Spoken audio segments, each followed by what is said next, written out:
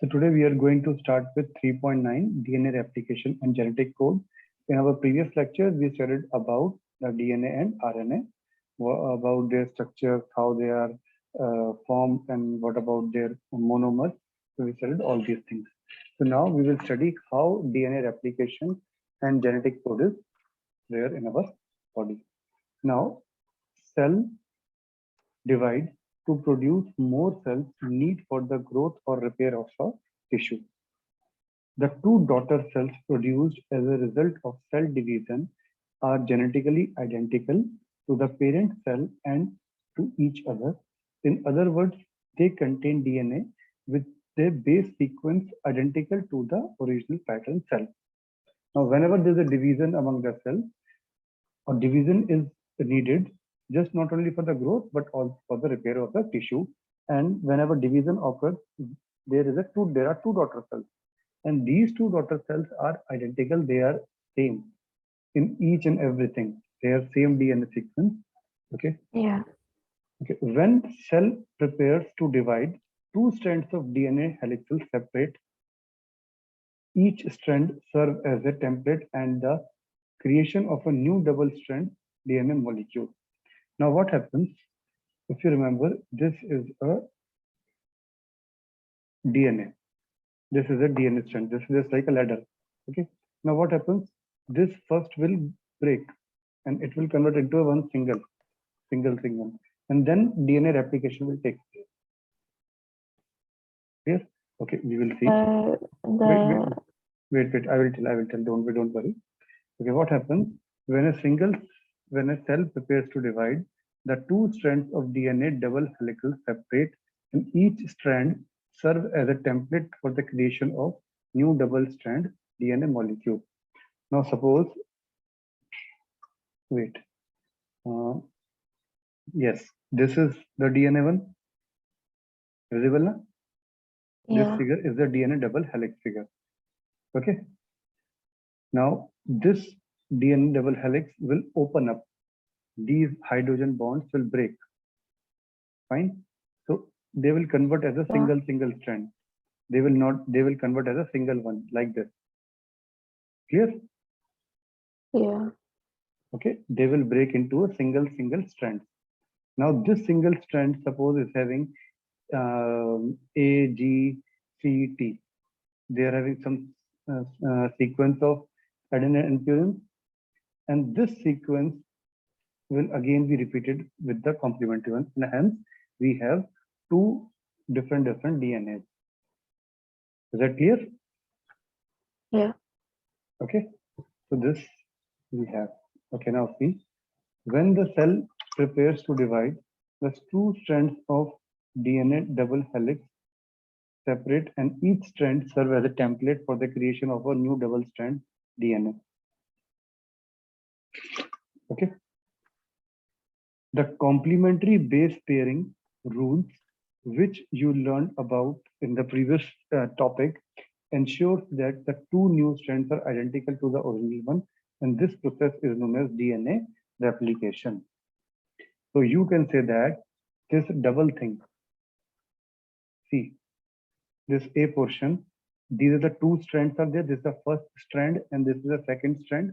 These two strands will separate out like this. Fine. They will separate like this. Okay, fine. Then after this, you will get two strands like this. Two separate strands like this. Fine. Yeah. Now suppose this is A, this is G, this is T, this is something, whatever it is. It can be anything. Different strands are there. Okay. Yeah. The different strands are there, and hence a new strand is developed there, which makes a complementary base. So if it is A, then it will form T. So T will be there. If it is G, it will be C is there. Then if it is T, then A will be there. So a new strand is created like this, there and there also. Here? Yeah. And this is known as DNA replication. You can clearly see this is one thing, then it separates into two different strands, and then again binding of two different strands is there, and then you will get two new daughter cells. Clear? Yeah. So in this way, DNA is replicated. Okay. Now we will see in detail. Okay. Now what happens when a cell prepares to divide? Two strands of the double helix separate, and each strand serves as a template for the creation of double-stranded DNA molecule. First step is separation of double helix, and each strand serves as a template for the creation of double-strand new molecule. Here, the complementary base pairing rules, which we learned in the previous chapter, ensures that two strands are identical to the original one, and this whole process is known as DNA replication. Got it? Yeah. Okay. Now we have semi-conservative replication. Now for DNA to replicate, there's a type of replication. Now DNA to replicate, the double helix structure has to unwind and then separate into two strands. Now this, first of all, if you see this double helix structure, this is It has helix. to unwind. Yeah. Huh? What? This is a double helix structure. Huh? So first of all, this Yeah. double helix structure will be unwinded. Okay, it will make a parallel strand, not the helical one. So first of all, unwinding will take place, and then this separation will take place.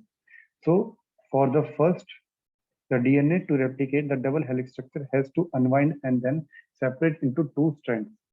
So the hydrogen bond holding the complementary bases together must be broken. So first step is unwinding and then separation. It means that the hydrogen bonding, which is holding the complementary bases together, must be broken. Okay. Now the free DNA nucleotides will then pair up with their complementary bases, which have been exposed to the strands separate. Now the free DNA nucleotide will then pair with the complementary bases. Now these free DNA strands, they pair up with the complementary bases and which have been exposed to strands separate. Whatever the strands which are separated now, they will now make up their complementary bases. Fine. So Now the first it unwinds, first it then it unwinds, separates. then it separates, then the complementary basis tries to make a new strand. Clear? Okay. Yeah. Yeah. Whatever the free DNA nucleotide will then pair up with the complementary bases which have been exposed to the strands separate. Now hydrogen, yes. Where does, so if it's separated into Mhm. two, then Mhm. where does the free, what are the free ones? This is the one separated now. Yeah. Wait, I will show you. Yeah, this is the one, two separated one. Yeah, they're separated. This is separated. Okay. Then Yeah. after separation, a new strand is formed. This new strand is formed there, and this also with this one. So then where do those nucleotides come from? Yes, this is whenever this single strand is there, this is known as the nucleotide. This is a nucleotide now. A new nucleotide is formed now, which is now complementary with the this one, previous one. Clear? Okay, yeah. Is that clear or not? Sorry? Is that clear now? Oh, yeah, yeah. Okay. And okay, fine. Now see this. The free DNA nucleotide will then pair with their complementary bases, which have been exposed as the strands separated. Hydrogen bonds are formed between them. Finally, the new nucleotides join to their adjacent nucleotide with phosphodiester bond. So these new nucleotides join the adjacent nucleotide again with the help of this phosphodiester bond. Fine. In Yeah. this way, new molecule of DNA are produced, and each one consists of the old strand of DNA and the new strand of DNA, and this is known as semi-conservative, that is meaning half the same replication. Here, Yeah. if you see this one A and B, these are the two strands. This is again A and B, two strands are formed. Now A and B are whole separated. And this A and B are fully separated now. Clear? Yeah. Okay. Now in this case, what happens? This A is now complementary to B. Now this old one will make a new strand there. This old one A will make a new strand. Okay? Clear? Yeah. And this is the old B. This is old B. This will make again new one. This will again make a new one. Clear? Yeah. Okay. So what happens? The two old are now there in the new cells, or sorry, new replicated DNA. The two old strands of DNA are now with the new replicated DNA. So that is why it is known as semi-conservative replication of DNA. That is half old replication. Is that clear? Yeah. Okay. So semi-conservative means half the same replication. Clear? Yeah. Okay. So you can clearly see this is now the new original strand. This is the original strand, and this one is the new strand formed. Okay. Now, roles of enzyme in replication. Now, in this replication, there are different enzymes which help first in unwinding, then in separation, and then again binding it. Clear? Yeah. Okay, ji. Now, DNA replication is controlled by enzymes, a class of proteins that act as a catalyst for biochemical reaction. Now, enzymes are only able to carry out their function by recognizing and attacking the specific molecule or particular parts of the molecule. So these enzymes only carry to carry out their specific function. They are highly specific enzymes. They only do a specific work. They only recognize and attack the specific molecule and particular parts of the molecule. Okay? They are very highly, you can say, professional. They will do only this thing.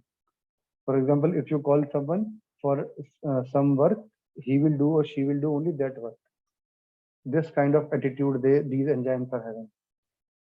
Okay. Okay, so they are highly attitude wala enzyme. They will do only specific work, and that too only the specific part of the molecule. कभी कभी ऐसा होता है ना कि mummy आपको बोलते हैं कि चल मेरी हेल्प करवा दे एक बार थोड़ी सी, तो थोड़ी सी हेल्प के चक्कर में वो आधा पौना घंटे के लिए आपसे काम करवाती रहती है मम्मा. होता है आपके साथ कभी ऐसा? इज इट लाइक दैट और नॉट? Yeah. हाँ था ना, बुलाया था सिर्फ अच्छा एक जगह से ये थोड़ी सी जगह से उठा के रख दे, फिर ये भी कर दे, वो भी कर दे, ऐसा भी कर दे. But these enzymes have attitude. They are not like that. They only work at a specific thing. They only attack at the specific molecule or particular part of the molecule. Fine. That was the attitude of these enzymes. Now, before replication can occur, the unwinding and separation of two strands of DNA double helix are carried out by the enzyme DNA helicase. Now, DNA helicase is the enzyme which is responsible for the unwinding, or you can say separation of two DNA strands. Clear? Okay. Now, it travels along the DNA backbone, catalyzing reactions and break the hydrogen bond between the complementary base pair as it reaches them. This can be thought of as the strand is unzipping. Now, the first step is unzipping of or separation, or you can say unwinding of the double helix structure. This unwinding is done by DNA helicase. And how it does? It travels along the backbone, catalyzing the reaction and break the hydrogen bond between the complementary base pairs. And hence, it reaches them, and you can say that the strand is unzipped. Is that clear? Yes, Manya, is that clear? Am I audible? Yeah, it's clear. Okay. Yeah, it's clear. Yeah. Then after this, free nucleotide pairs with newly exposed base on the template strand during the unzipping process. Now what happens? The nucleotide pairs are now free with newly exposed bases. Now these bases are free. They are exposed for new bases to unzipping them. Clear? So free nucleotide pairs with newly exposed bases on the template strands during the unzipping process. The second enzyme, DNA polymerase. Now DNA polymerase catalyzes the formation of phosphodiester bond between these nucleotides. Now between the nucleotides, the binding will take place, and this binding is done by the DNA polymerase. The polymerization is done by DNA polymerase enzyme. Got it? Clear? Is that clear? So DNA polymerase catalyzes the formation of phosphodiester bond between these nucleotides. Okay, ji. Now you can see all these things. Is that clear? Any doubt up to this point? No. No? No. Okay. Now, okay, wait. Just tell me, this we have done. This is not, this we have done already covered. Okay. Continue the application. This is not in your course, no? This blue box, is there in your course or not? Continuous and discontinuous. I don't know. I don't think so. Okay, it's extra. Yeah, so we are leaving it. Okay. Now see. Replication error. Now, sequence of bases are not always matched exactly, and an incorrect sequence may occur in the newly copied strand. Now, suppose sometimes if you are supposed copying something from your neighbor's copy, from your friend's copy, sometimes what happens? Sometimes you see that this is a 4-page or 5-page answer, so you will do a little bit short thing in it, and you finish it into 3 pages. If it is a 4-page, you try to make it as a 3-page. If it is a 20 line, you try to make it in a 15 line. So sometimes you do some sort of your own creativity, clear, in order to squeeze the answer, in order to make it short.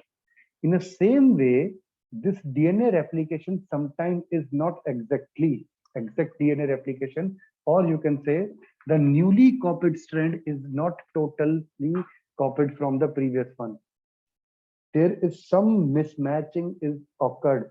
That is, an incorrect sequence may occur in the newly copied strand. Fine. And these errors occurs randomly and spontaneously and led to a change in the sequence and known as mutation. And this sequence is known as a mutation. Clear? Is that clear? Yeah. Okay. Fine. So hence we got a mutation. So till now we covered how DNA is replicated and how these polymers, what are the polymers. So in DNA replication, 2 polymers will help them. The first one is DNA helicase, which helps in the unzipping. And then we have DNA polymerase, which helps in making the polymer. That is the formation of phosphodiester bonds between the nucleotides. Okay. Yeah. Okay, then we did mutation. Now genetic code. Now you can see there, this figure, okay, we will see it later on. Now genetic code. Now DNA is contained within the cell of all organisms, and scientists determined that this molecule was the mean by which the genetic information was passed from one generation to next. Okay, but how does this happen? How this happens? Now scientists understood that DNA must carry the instructors or blueprint needed to synthesize the many different protein needed by these organisms. So there must be a blueprint or some instruction coding should be there, which tells them that they need to prepare that kind of protein Okay, clear? And that code and that sequence of amino acid is known as a genetic code. The proteins are the foundation for the different physical and the biochemical characteristics of the living things, and they are made up of a sequence of amino acids folded into a complex structure. Therefore, DNA must code for a sequence of amino acids, and this is known as a genetic code. Yeah. Genetic code is clear now? Yeah, it's clear. Okay, do I need to repeat? No, I get it. Okay, Ji. Then this genetic code is a triplet code. For example, suppose we have a code GCA. This is known as codon. Okay, now see, instructions that DNA carries are contained in the sequence of bases along the chain of the nucleotides that make up the two strands of DNA. Okay, so DNA instructions, the instructions that DNA carries are contained in the sequence of bases along the chain of nucleotides that make up the two strands of DNA. Okay, the code in the base sequence is a simple triplet code. It is a sequence of three bases known as codon. This code is a triplet code and of three bases known as a codon, and each codon codes for an amino acid. Now this codon is a code for an amino acid. So three bases makes one codon, and one codon is equal to one amino acid. Clear? A section of DNA that contains the complete sequence of bases, codons, to code for the entire protein is known as gene. So gene is a group of codons, that is a section of DNA that contains the complete sequence of bases. That is, it takes a complete sequence of codons to code for the entire protein is known as a gene. And the genetic code is universal. All organisms use this same code, although the sequence of bases coding for each individual protein will be different. So all of them uses the same code, but the sequence is different for the individual protein, which makes all the proteins different. Is that clear? Okay, yeah. Sure, confident? Yeah. Pakana? Okay. Yeah.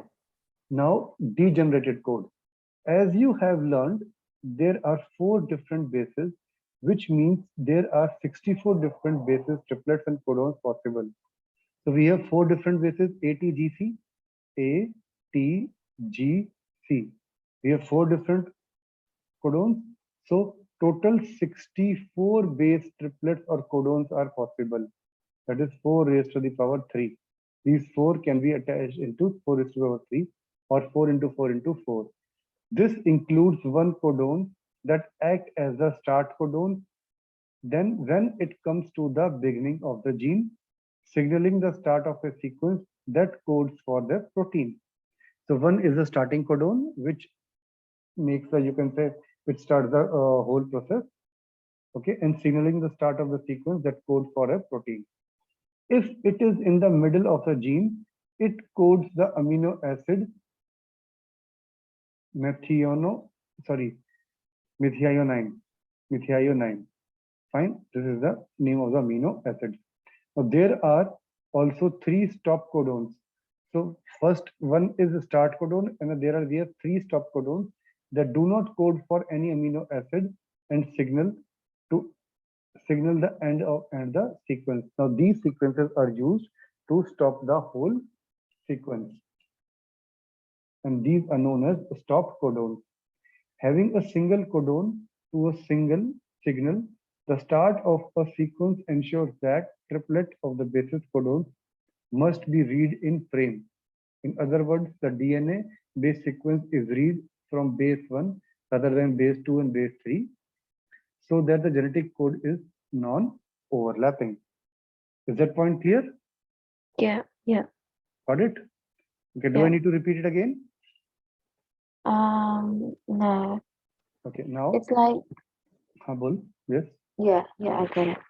Okay, fine.